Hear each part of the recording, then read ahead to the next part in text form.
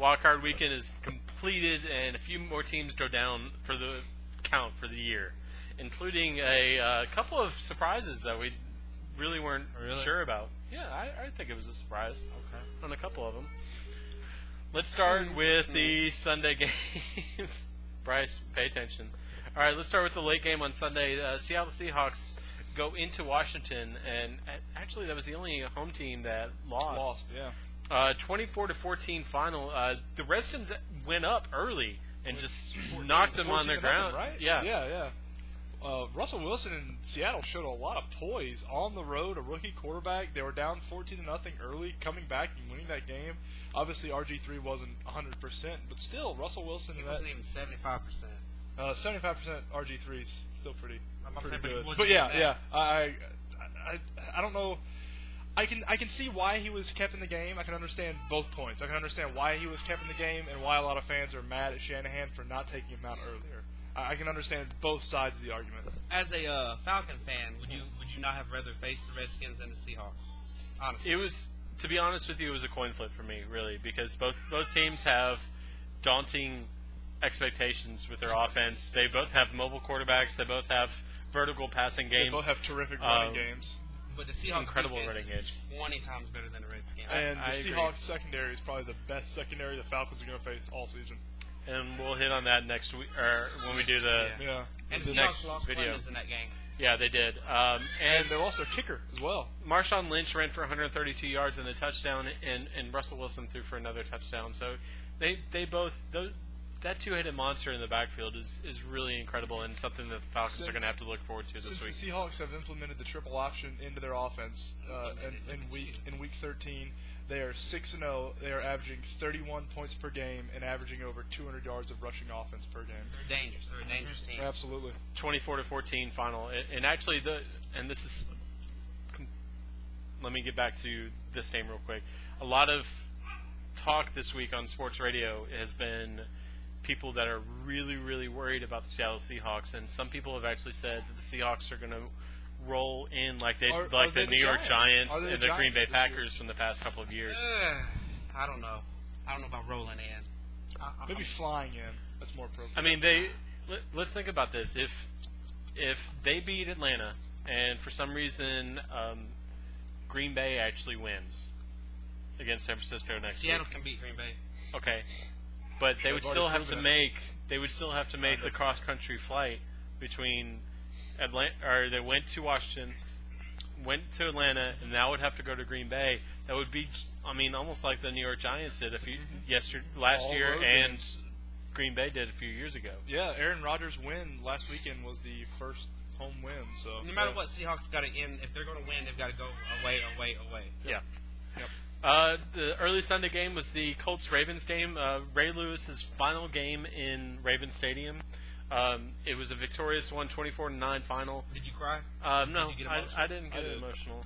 Because Andrew Luck lost. Yes, that upset me too. Yeah, I went 0 for 4 in my playoff picks last week, so I don't know what. Yeah, I was embarrassed. I thought the Colts might have had a chance to come back. I thought in the fourth quarter, it wasn't that big of a deficit. I think they were down by like 11 or 12 in the fourth quarter, at the beginning of the fourth quarter, and they didn't. They just had no answer, and I was extremely surprised. I was surprised by all the games. Obviously, I went 0 and 4. And Daniel wasn't here with us last week because he was sicker than a dog, man. My throat went to the bar, started stripping. Made a little money. I didn't get none of it. Wow, that was a really, really terrible joke. Anyway, that's what she said. 24. That doesn't work. Yeah. 24-9 final. That was a joke. I mean, the biggest game the biggest player that had a good game was Reggie Wayne. Had 144 yards receiving. Yeah. I mean, Ballard's 91 yards is decent. It's okay, Yeah. but I mean, it only put 9 points. Bolton had a big game. Yeah, Yes, he did. In the third quarter, he had a ginormous third quarter. He did not play like that all year. 5 receptions, 145 yards. Did you see the catches he Yeah, made? I want to say 4 of those came in the third quarter, or 3 of those came in the third quarter. He had a huge third quarter game. The late game on Saturday was supposed to be this marquee matchup, considering it was it was a rematch from the week before. Minnesota goes into Green Bay this time. Stop nodding your head like that. You're being condescending. Anyway, Vikings lose 24-10.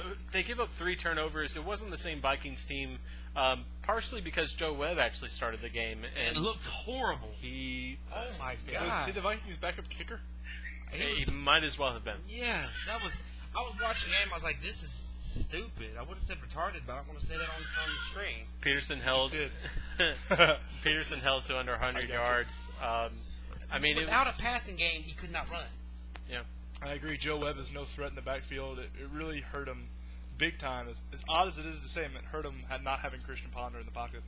And how Green Bay is looking to be a big major force to deal with, they didn't blow out. No. The Vikings, which they should have in Green Bay with a backup quarterback. I agree. And the Vikings defense isn't daunting. Now what they're looking at this week in San Francisco. We'll get to that. So yeah, Yeah. You like that Right? move, all right? Yeah. Moving on. I didn't say it this time. Texans pull off a big victory, 19-13. Yep. This game was just. Who really wants to win this? Because they both were playing like crap. Let's be real. Yeah. Both. I mean, this game was awful. Matt Schaub, in his first playoff game? Yeah. They went last year, but remember he got hurt. And, TJ Yates was. Did that not make it 2 years ago? No. No. Okay. I think last year was his. That's right. year. That's right. Yeah. That's right. His first playoff game, 242 yards passing, no touchdowns. Or 262, excuse me. Wow, I need glasses. I am not eyes. Andy Dalton had 127 yards passing. I mean, both teams just were subpar. Yeah, Yeah. they weren't the same team that they were all season. Wants to go to New England. The sad thing is Cincinnati only lost by 6, and they gave up 420 offensive yards compared to 198. Let's just touch on something that just right quick I forgot to mention with the Baltimore Raven game. Flacco for the 5th year, in his first 5 years he's been to the playoffs. Like no other quarterback has done that. And he's won in the playoffs. Yes. He's won at least one game in the playoffs. And I just wanted to touch on that. I thought that was impressive. We forgot to mention that. I'm impressed. And this is Dalton's second year in the playoffs, second year losing to the Texans. And I believe, or I'll say that for the next show. I forgot about that. I thought it was a stat from last week, but it's a stat for this week, so I'll say that for the next show. But that's it for our recap of the wild card round. Check back later for our preview of the divisional round. For somebody over there and Daniel, I'm Billy. See you guys next week. Oh, can't see that hand.